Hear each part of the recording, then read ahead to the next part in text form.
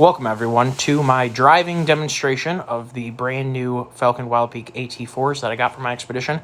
This is probably the weirdest tire review you'll ever see, and that's just my style. So I hope that you guys enjoy the video, and also if you want to stick around for the vlog of both before and after getting the tires installed, that will follow the first portion, which I think is probably the most interesting and most entertaining to some or all of you. I hope everyone has a great Christmas and a Happy New Year. Take care all. Goodbye.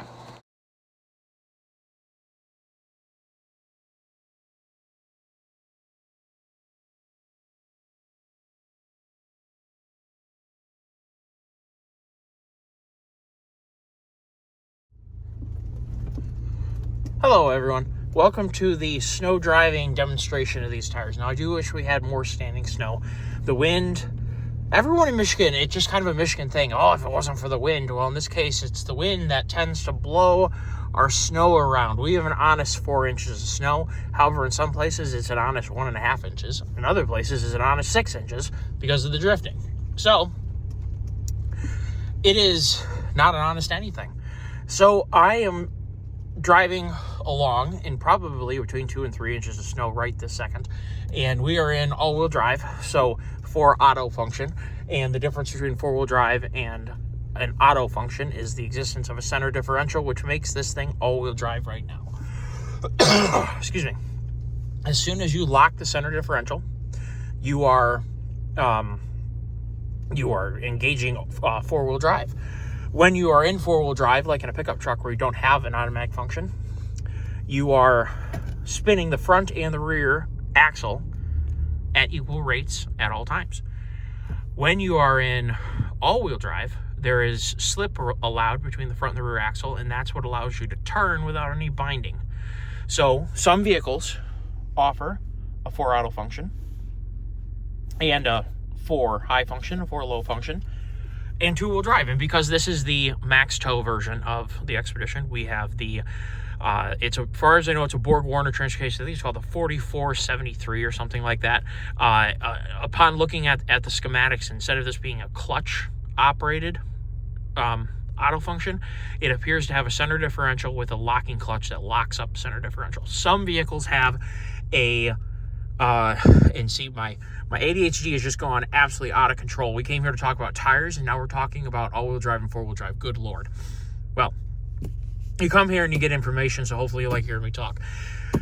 So, from looking at the schematics on this transfer case, which I'm pretty sure that this vehicle has, it's the same as the max tow transfer cases in the F-150, in the EcoBoost powertrain, which obviously this is a 3.5 EcoBoost too. It is a locking differential using a clutch to lock up the differential, as opposed to having a clutch between the front and the rear. I think Subaru has a similar system to this in some of them, where it locks different rates. So I'm sure you've heard about like rally cars, they can send a different amount of power to the front and the rear depending on the situation, electronically controlled, whatever. There's going to be a clutch in there that's allowing a certain amount of slip between the two. So sending 60% of the power to the back, 40% to the front, 50-50. I guess I'm not really an expert in Subaru, so I may have put my foot in my mouth on that one. Whatever it is, there are clutch type all-wheel drive systems, and then there are differential type all-wheel drive systems. Commonly with transfer cases and pickup trucks and Jeeps have had an automatic clutch or automatic differential type all-wheel drive system for a very long time. Trucks where it says 4 low, 4 high, 4 low lock, whatever. When it says lock, you're implying that you're locking the center differential, and that transfer case is capable of being in four-wheel drive with an open differential. Therefore, it's an all-wheel drive transfer case. Anyway, moving on. So I'm kind of curious to see the difference between the vehicle's performance. We're at the back of my field, so being a little bit risky, but it's really not that long of a walk back. So we're driving around in what is my hayfield, and hopefully we're not going to dig in too much. Obviously, the Falcons don't have any trouble. And this is probably more, deep snow driving than you're ever going to do. And the majority of people buying, and obviously we're in 4 auto, so it allows us to turn without having a whole bunch of tire slip and whatever. If we were to put it in 4-wheel drive, and I do hear a little bit of slipping going on right there, we have a lot more pushing in the front end. In fact, we can throw it in 4 gently, and you can kind of feel when you do that, it clunk in. Oh yeah, she's already, look at her pushing. Oh yeah, she's just pushing in the front end, which is fine. It still does a good job because we're, you know, on a slippery surface. It's not hopping and jumping. The point of this conversation, which my ADHD has gone all over the place, is complimenting the Falken A T4W's on their exceptional snow performance. Falken doesn't know who I am, unfortunately. I'd like to know who they are, because I'd like to pat whoever designed these tires in the back, who came up with the compound and the tread pattern, whatever. These tires rock. We had really great luck with T4W's that we had on my better half's Jeep Wrangler. They were phenomenal tires in deep snow, and we went pretty deep into Gaylord state land exploring and deer hunting and whatever on those tires. And it is eye-opening in a bad snowstorm. It is eye-opening, the capability of a vehicle, when you either go with snow tires or you go with a 3-peak rated tire. And this 3-peak rated tire is really, in my opinion, getting very close to being, there are probably snow tires that say snow tire on them that don't perform as well as this tire does. Just being called a snow tire doesn't automatically mean a crazy amount. It also has to be a good tire. I know Nokian is popular here in the United States. They make an incredible tire. Blizzaks are most commonly talked about in the United States. And if I want, in just personal experience, ease of getting them, I would just buy Blizzaks. My dad had gotten some Michelin snow tires for his Fiesta, and they were okay. I don't think they're as good as Blizzaks. They were cheaper. And another tire that is not made anymore that is phenomenal is the Mastercraft Glacier Grip ones. The first generation of the Glacier Grip, holy mackerels, that is snow tire, guys. That was an incredible tire. So most of the time when you're buying a tire that's capable of being used in the snow, you're probably talking more about driving it on the road, braking performance, and we'll get to that. Unfortunately, I can't make a snowstorm happen when I have the tire. The roads were cleared off by the time I got these tires on, more or less, especially the roads that were higher speed. And I'm sorry about the bumps. I can't really do that much about that right now. But very incredible tires. I don't really know how many vehicles you're just going to go drive around in a 40-acre field and, you know, no effort made and probably, 4 inches of snow. Just zero effort. I would like to see how excessive we could get with snow performance. When we're supposed to get 6 more inches. If we get 6 more inches on top of the 4, in theory, we're going to have approximately 10 inches. And that'll be interesting to come play out back here and see how much snow we can get this thing to go through. Do let me know if you are commenting to see, or if you found this video because you were searching for expedition content, if you're searching for 3.5 liter EcoBoost content, if you're searching for Falken tire content or all-terrain tire content, snow tire content. I'm really curious how this video reaches people. And if you would help me figure out who you are as a viewer by commenting down below, I would super duper appreciate to know what brought you here, or what you were looking for when you stumbled upon this video. I did make a vlog, and you're going to find it after this. I think I'm going to put this portion of the tire review up in the front of the video, just because most people don't want to see the vlog part of it, and I'm still learning about. I wasn't born someone making YouTube content. I had to figure out as I went, and I'm not going to pretend to be the best vlogger or whatever. I did make a video segment on the way down to go get the tires and after picking up the tires, but I think that this is kind of the centerpiece of this video. We'll get around really quick before it gets too dark. Oh yeah, there's a decent amount of snow out here. We're 3-ish, 4-ish actually. It's more than ankle height.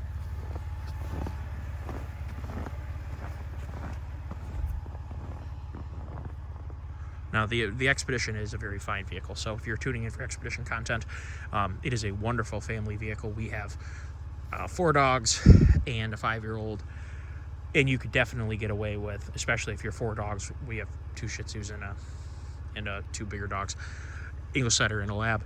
So if you could easily have 2 or even 3 kids in the back seat if you had Shih Tzus or another small dog you have in your lap.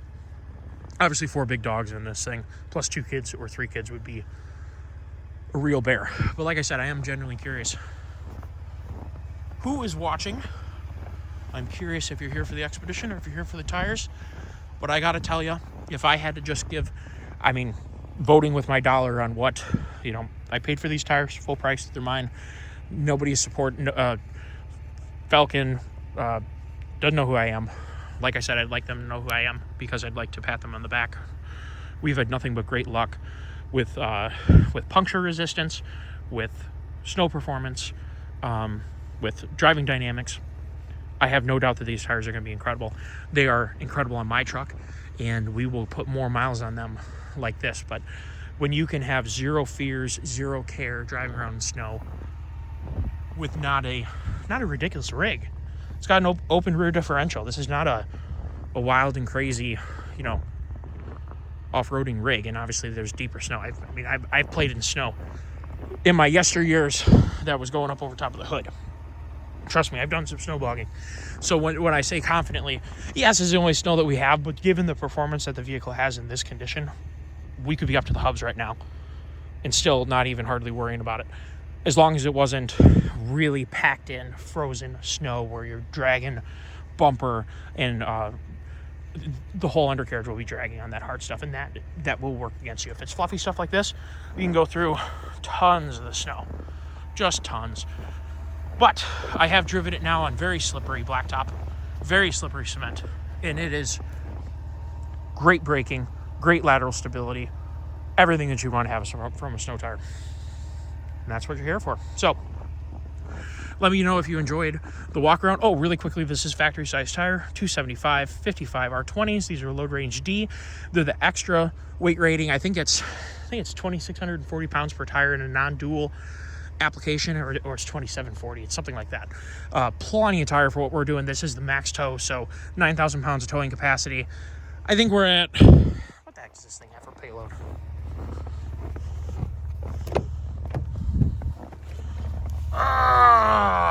Making me stand on my head here. Where is it? 1,894 pounds of payload. So these tires could be put on a pickup truck, a 3/4 ton pickup truck, no problem.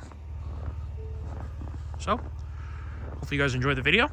If you have any questions about Falken A T4W's or the Expedition, please leave it down below. Stay tuned for the vlog portion after this if you want to see that too, but we just went straight to the snow. I don't want to lose the viewers by doing the vlogging when they really just want to tune in and see action. You know what I mean? Take care, all. We'll see how bumpy this ends up being. I am a little curious to see or to show what braking might look like in this. So let's get it up to a reasonable speed. We'll see how bad it shakes the tar out of us. What are we doing? About 15, 20, you know, just try not to shake the car too bad. But I mean, that's fairly decent braking performance. Fairly decent.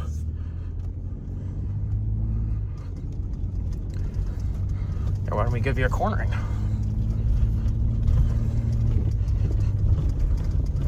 I mean, we're going 20 and we're not sliding. We're hooked in and we're just turning.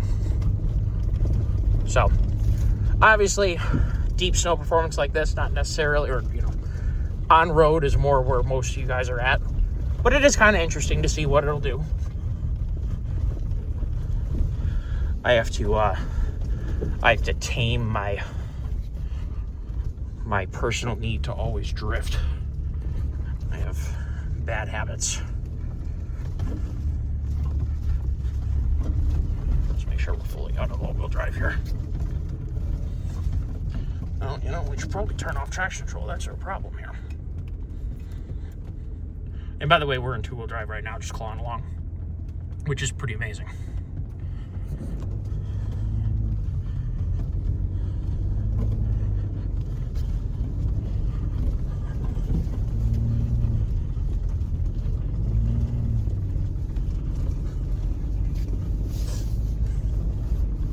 What do you think? Do a figure 8? We started the corner right here, so we hit the apex just like this. Woo! And we snoot it around like this. Throw it back out really quick. Oh yeah. Well, do you think you're gonna be getting a Falken Wildpeak AT4 drifting demonstration? Oh, look at those beautiful crosses right there. Oh, snap that one hard.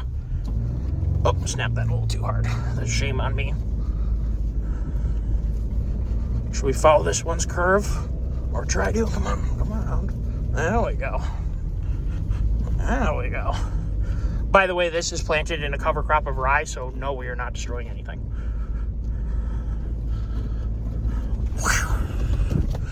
Give that a good spin. Look how beautiful that is. Should we get in and run this again? Right here. Come on, sweetie, come around.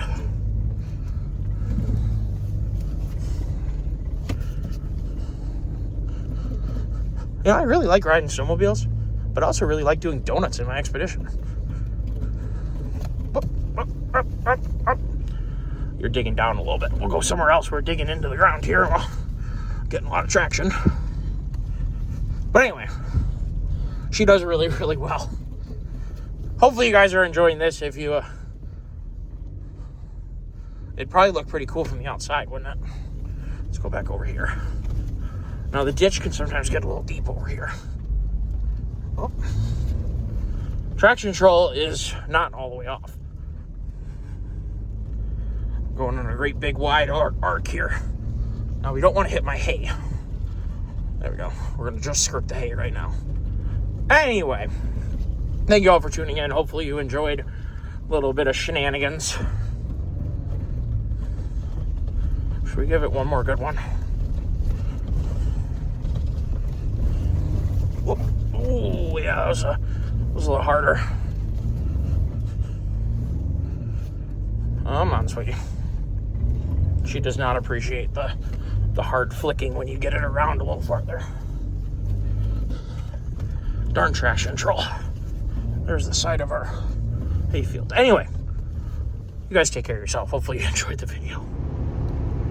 Who is having fun in some nice wintry weather?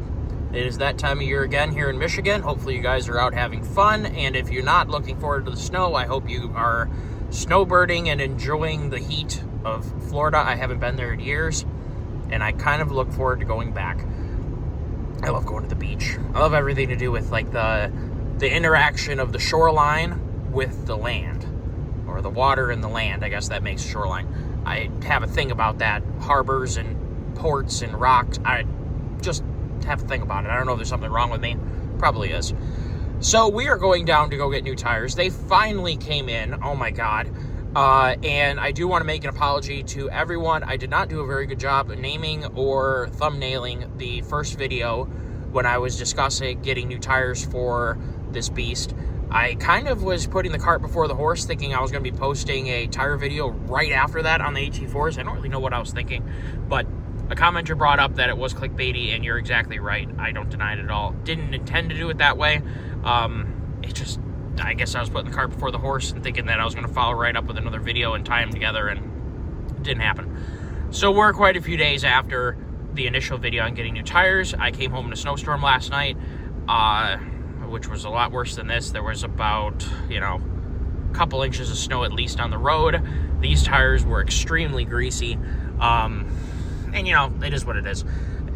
I found this with my Duratracks too. I've run a lot of sets of Duratracks. When they get half worn, they go from being incredible snow relating tires to being terrible. Just terrible. I'm pretty sure the rubber compound is a little harder the farther down in the tire you go. And also the wearing of the initial portion of the tread, which gives you the depth of the sipes and the depth of the tread blocks and whatever. They just do not work very well once they get half worn. Pretty common. Obviously, you can run tires until the bitter end, but, when you got everybody you love in the car, getting new tires is a small price to pay. And in my case, I keep my deductible pretty high. So, honestly, a new set of tires is a deductible. So, I do advocate for everyone having proper tread on their tires. I really do. And obviously, I know it's a lot in this economy and this whole economic situation in terms of the value of your dollar and the cost of goods and all that stuff to ask you to spend more money, but it really does greatly improve your ability to avoid having a collision and potentially save your life, save someone else's life, or keep you from spending a lot of money on health-related issues following up from an accident. So I just trying to say it as nicely as possible. Have good tires in your car in the wintertime. Please don't run around on totally blown out tires. It's a very bad idea. And if you do have blown out tires, please stay home so that you don't hurt other people. Anyway, moving forward. So we are doing the long grind all the way down to Fort Gratiot. And why is that? Well, because I've been buying tires from Bell Tire in Fort Gratiot for 12 years, something like that. I have never once had a bad installation issue. They are always perfectly balanced. I just trust them, and they have good tire balancing machines. They have employees that are well trained to use them. That is what they do. I mean, they certainly know who I am because I bought a lot of tires from them, and the managers certainly know who I am when I call. But I don't have any affiliation with them. But if you're in the Michigan area and you're somewhat close to Fort Gratiot and you want new tires, I highly recommend giving them a shot. They're always fairly priced, and like I said, the resulting work done. They've never marred up a wheel of mine. Tires are balanced always perfectly, so and that's kind of important. I definitely don't want to have this Expedition has really nice black 20-inch wheels that came on it, and I definitely don't want them marred up. Never had a problem with off-road wheels being marred up by them. Having well-trained employees who are good at their job and in general like their job. If you talk to the guys in the back, they like their job and they perform well at it. So that's worth $1 million right there. So we're going to go down and get some AT4s. They are the same size. I do not want to compromise the ride and handling of the vehicle. I am not trying to have the utmost in ground clearance or what am I trying to say here? I want to improve traction without compromising on road handling. We'll put it that way. And I think that using the AT4s is going to be a great way to do that. If you see my video on my new truck having AT4s, I definitely like them. They perform well in the rain and in the light snow. Have not had them in deep snow yet. We will, now that winter is in full gear. And we had AT3s on a Jeep Wrangler before, and it was unbelievable. Its performance in deep snow and shallow snow. And you can see right there, we actually hydroplaned a little bit on some water and just maybe some slush. I don't know if you saw, well, you may not have had a good view of that, but there's really no reason on the road right now to have a whole lot of traction issues. And I'll tell you right now, that right there was just a traction issue. We just squirmed. I'm really surprised by that. But then again, the water channels that are on the tires, they're not very deeply cut on at least half of the tire. They have, if you watch the other video and me talking about these tires, they have kind of a U-shaped channel between the lugs, and it's not as deep as the rest of the truck or the lug depths. And now that at least 50% of the tire has worn, it comes with 13-30 seconds. We're at approximately 5 to 6 30 seconds is what is on the tires right now, depending on the location. But here's the thing, that's for the whole height of the tread block, outer, middle, and inner. It is definitely not in those grooves. Those grooves may have 30 seconds to work with. So 50% of the tire, we'll just put it this way, because of the tread design on this tire, is worn enough where it's not performing that well. And anytime you can't get the slush and the water out, it creates lift. When you create lift, you remove the down pressure or the pressure on the road. Wow, this is a lot slipperier than I thought it was going to be. It looks like it's just rain, or it looks like it's just, wet, but definitely got to be careful. Something is going on here. There's a pedestrian on the side of the road. Everyone is slowing down. What is going on? Anyway, I drive a good ways to get to the Fort Gratiot location, but it is worth doing. I'm going to do some Christmas shopping while we're down here. Potentially some grocery shopping is always good. It's got to be a cold walk, buddy. Stay warm. He's walking on the right side of the road so that he can see if someone is venturing over to hit him, and that's good. There's also a lot of slush on this side of the road. So, how are you guys doing? What are you doing for Christmas? Are you going to have, or however you celebrate your holidays? If you want to comment down below on what you're doing this Christmas, what family you're going to see, are you excited for it or not? And maybe if you're younger or if you're a kid at heart, what did you ask for Christmas? I am curious to see what you guys are into. Maybe somebody asked for a chainsaw for Christmas, or maybe a RC truck. You never know. Go ahead and comment down below. I will continue this video once we get tires. We're not that far away from the tire store, and it's going to be a quick lunch for me. Probably going to get Panda Express because I haven't had that in a while. It sounds really good. I really like rice. Got a weird thing about rice. And we're going to get tires, and we'll put them on, and we'll see how they look. And because we have fresh snowfall, guess what we're going to go do? We're going to go test them out. So it is supposedly going to continue snowing for the next quite a few hours. And obviously this is a very, very light snow, but I'll tell you right now, it is rather slippery because of the temperature of the ground. Last night it was below 28 degrees all night. The cement is definitely cold, and it is being warmed up by tires and also by salt. But I'll tell you right now, I don't see a whole lot of salt on the road, so it's all, probably been washed away by now. Hopefully it's doing something, but I'll tell you right now, it is a little bit slippery. So, yeah, hopefully we're going to have a good outcome here, and we're going to watch this traffic. Everyone is all stacked up here. All right, we'll talk to you guys later. All right, everyone, we finally got the tires on. Finally got some Christmas shopping done. It was already dark by the time I got the car back. So I did take a couple pictures. You will see them. And I did drive through a couple parking lots with the standing snow that we have. And let me tell you, the difference is unbelievable. There's more traction now in two-wheel drive than it had in all-wheel drive before. Parking lots looked exactly the same as they did when I first came down here and went through and got Panda Express. And then I went back to the parking lot to go to Alta to go pick up some Christmas presents. And I can absolutely assure you that the T4s are as good on here as they are on my truck. So super duper excited about that. The roads are now very much salted, very much wet. So not having too much trouble on the road. However, on roads that are not nice and cleared off like this, it is so much more stable in all situations. Two-wheel drive, all-wheel drive obviously is what I'm talking about. Tons and tons and tons of traction. So, as usual, Falcons do not disappoint. I really, really like the tire. I really like the T4W's that we had on the Wrangler. They were amazing. Put a lot of miles on those, and they still have some tread left, and they are definitely, they at least on that set of tires, they held their own a lot better in terms of maintaining the ice and snow grip when they were worn. I don't remember at 50% those T4W's having the same loss of traction in rain, wintry mix, and snow as those Hankook ATMs, Dyna Pro ATMs had. Now, definitely not saying that it's a bad tire. It's super duper common for, at about 50%, for you to lose a lot of performance that you had before. Dirt tracks are one of them. I've had a lot of sets of them. They literally are incredible right up until about 50%, and they're pretty unpleasant. Hopefully this won't change. Yeah, we're good. We got 13 seconds. Golden.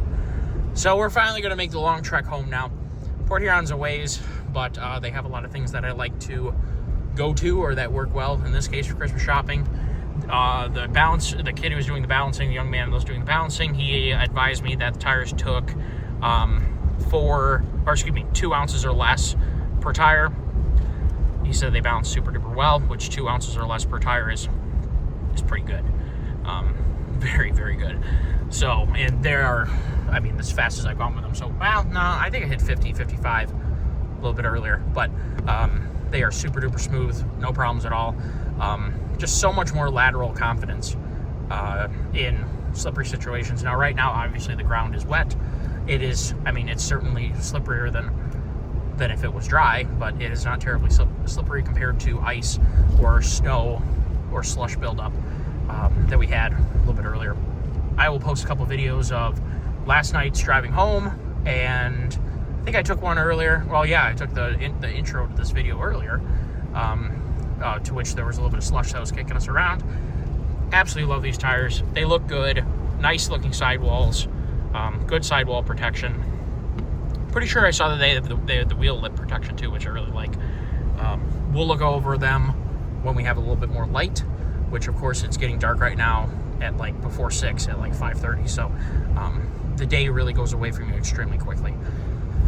So we will add those in there, and I would say mission accomplished, mission complete, and much safer, much, much, much safer. Yeah.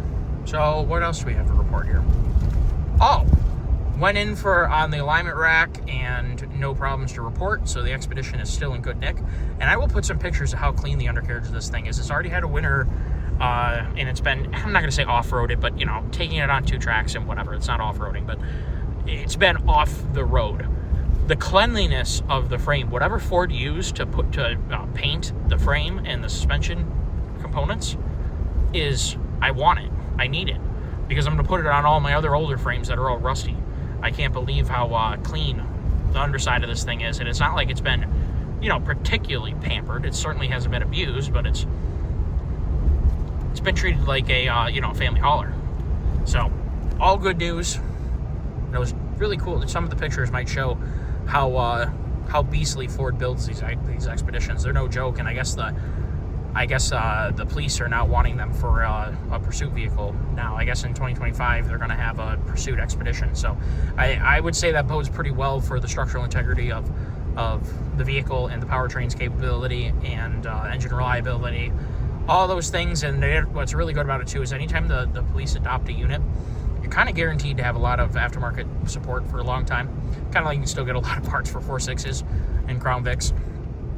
So that is all a very good thing, is to have aftermarket support. So it's good news. We're gonna head home. We just raided the Harbor Freight for a couple jack stands for some projects that we will get into in further videos.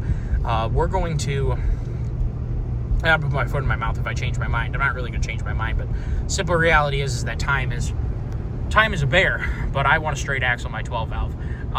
I got it as a 2-wheel drive, which I wanted that specific truck because I knew the engine's history, I knew the truck's history. But being 2-wheel drive, it's kind of a lame duck. And the front end is very womped out. It needs a full front end overhaul. So you may as well cut all that junk off and put a Dana 60 under it. And I have a Dana 60 on the floor sitting next to it. So I got a set of 4 jack stands to accomplish that. That is going to be a wintertime project. Hopefully in the spring we'll have the 12 valve on a Dana 60. And it will be driver's side drop, Ford side divorce case. Already have the 205 divorced. That'll go in there, and I'm kind of thinking that a manual trans might be a good thing to do at the same time. It is currently not a manual trans, it's an auto, a little slush box. So thinking that would be a good idea to potentially go that route. As well as my Jeep, I need to weld the frame patches in, so I got another 4 jack stands for the Jeep, just because not killing myself is worth $70 from the old Harbor Freight, and supposedly they fixed the jack stand design flaw, so hopefully that's the case. But not dying is worth $70, especially when we're going to take all 4s off. We're going to put in terms of the 12 valve, I'll probably make some videos walking through how I'm going to do it. But we're going to get it up at we're going to build it at ride height. So we're going to get the frame up where I want to have it. We're going to take a bunch of measurements, take the wheels and tires off, set it up at frame above the ground, ride height. Obviously the truck's going to go up a little bit when you put tires on it, but we're going to build it with it the way the truck is going to sit, and that's going to give us a really good idea of where we're going to be at in terms of steering angle and leaf spring situation. So I am planning on doing leaf springs. I am open to doing coilovers. I've thought about it. Doing either radius arm setup or 3-link setup would be fine. However, how often are long travel leaf springs done as a swap? And they work extremely well. Long travel leaves are amazing. So, I mean, yeah, coilovers sound cool and whatever, but frankly, a good 2.5-inch remote reservoir shock with long travel leaves, you'd be kind of hard pressed to, at least ride quality wise, you'd have to work really hard to make a radius arm